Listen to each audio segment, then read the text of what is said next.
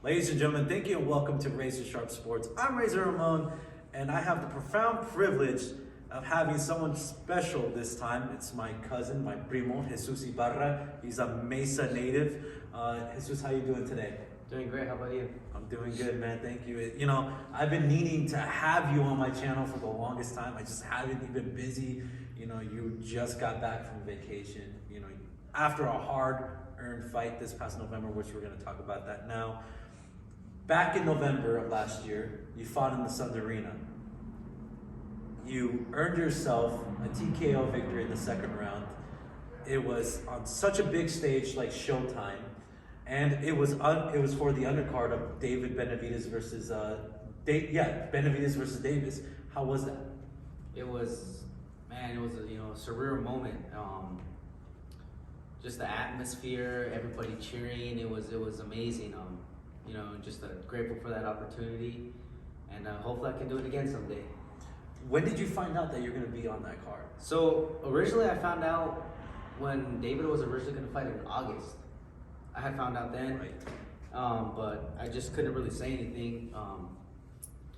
Then the whole COVID thing happened with David.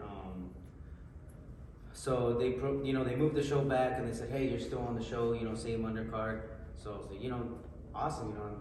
I still get this opportunity. So yeah, I probably knew like a month before the August show. Right on. You started doing a little bit different type of training for that fight. You did CrossFit.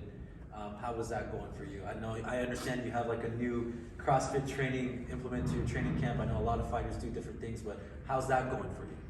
Oh man, it's great. I train over at Cross Driven for my strength and conditioning. Eddie Ochoa and Jake Quiroz is his last name, and it's amazing. I train in the morning and do my boxing in the evening, and you can definitely tell it works. The strength and conditioning. Yeah. You looked really good out there. Matter of fact, I think you earned yourself a couple of new fans. I was there ringside to watch you. But a couple people were like, this guy's really good. He has the hands. And talk about your hands. You and I know when I first started to learn how to fight, we sparred in here, but let's be real, you went easy on me. But noticing you're a patient fighter. You pick your shots, you're not wasteful with your shots. For me, I've noticed for the last two fights, you've ended up by a body shot, and that was with either the right uppercut or the left uppercut. So would you say that's your money punch? Yeah. Well, not necessarily a money punch, but we definitely work on attacking the body, because in the pros you're going more rounds. So attacking the body definitely slows them down. So what's the saying? Attack the or hit the body and the head will fall. Right. So yeah. So being in the pros, 3 minutes, more rounds, so hit the body and wear them down. And I'm telling you right now, hearing it ringside, hearing that slap to the body, I know for sure. Those types, I think the body punch is really underrated when you talk about the sport of boxing, because people like to see the headshot, people like to see the knockout, hit on the chin. But when it comes to the body, I think that's such an underrated punch. And so for you to use that, they're not seeing it coming, especially when it's a quick uppercut too. I don't know if people have seen your fights yet, but to let them know a little bit, those last two fights, quick little uppercut, and that usually does the job. But that's awesome. And the cool thing about body shots is it doesn't necessarily have to be hard. It just has to be well placed. Right. Hit them in the soft spot, and it'll Below the sternum, right here. Exactly. Just a little touch, and you get them down. So let's backtrack a little bit. Let's talk about your amateur career. Let's talk about who got you into the sport. Who was your favorite fighter growing up? I know every boxer has that one fighter they look up to and they want to be someday. So tell us a little about that. So I started boxing when I was 13 years old. It was it's funny because I was actually just messing around with my dad, play fighting with him, and he said, I'm gonna take you to a boxing gym. I was like, yeah, I was like, yeah, let's do it. He took me, and I fell in love with the sport, and I've just been at it ever since. And who was that one fighter you looked up to? I never really had a fighter I looked up to, but I liked several fighters. Manny Pacquiao, he came from nothing. Canelo Alvarez, he came from nothing. Mayweather, his style, his defense. So I just like to, kind of study their styles and just kind of incorporate their styles with mine. Right, and to talk about your dad, I know you guys are huge boxing heads. You guys would have fights on all the time in the house. Every single time you guys would have a fight, and that was something crazy. Many fighters have their dads in their corners, such as Gabe Rosado, Gabriel Flores. So what is it like having your dad in your corner, being there every single fight, being there in the dressing room before you go out to battle? I'm super grateful and blessed to have him there. Both my parents support me 100%. So I know a lot of, fighters don't have their parents support and stuff like that. So, I'm super grateful, and it's just, amazing to have my family with me. Another question I've always wanted to ask you too. You come out with different trunks, but there's this one particular pair of trunks that you came out with that was like the Mexican cobija that had all the colors.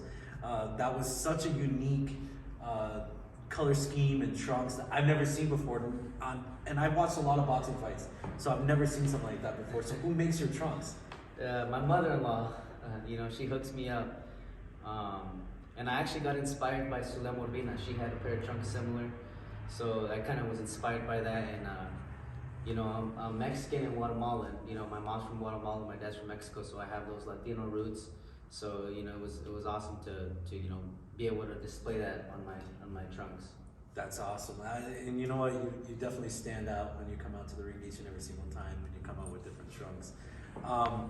There was a fight recently announced on ESPN for Top Rank, and that's Oscar Valdez versus Shakur Stevenson for the unification of the 130-pound titles.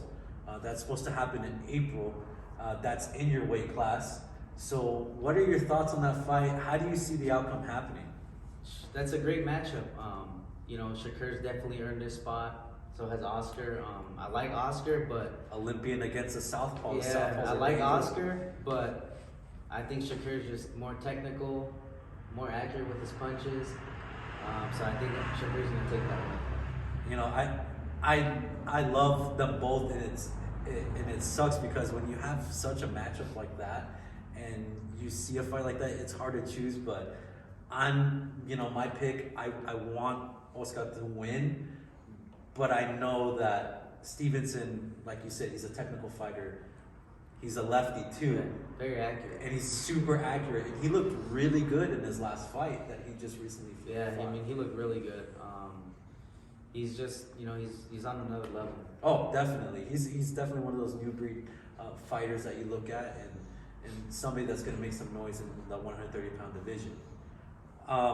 So when is Arizona, and when are your fans going to see you next in the ring? Because I know you just, like I said, you just came back from vacation, well-earned vacation, by the way.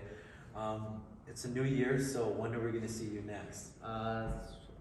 Hopefully late February we'll be back in the ring. I got back from vacation, just went straight into training. So I've been working hard, and hopefully everybody can see me late February. Well, guys, you heard it here first, late February. You don't want to miss out. Jesus, baby Monsoon, Ibarra. Jesus, anything you want to say to the fans, any social medias you want to shout out, any sponsors, things like that you want to say? Yeah, I want to give a huge shout out to all my sponsors. I have a lot of sponsors, but they know who they are. Ferreque Hot Dogs. You guys ever want some hot dogs? Yeah, Ferreque Hot Dogs, some of the best hot dogs here in Mesa. Huge thank you to my family. My cousin, you're always supporting me. You're always at the fight, sitting ringside. So, thank you for that. Definitely. Family, friends always supporting me. And thank you to all the new fans I made at the Footprint Center. So, I'm super excited for this year, and,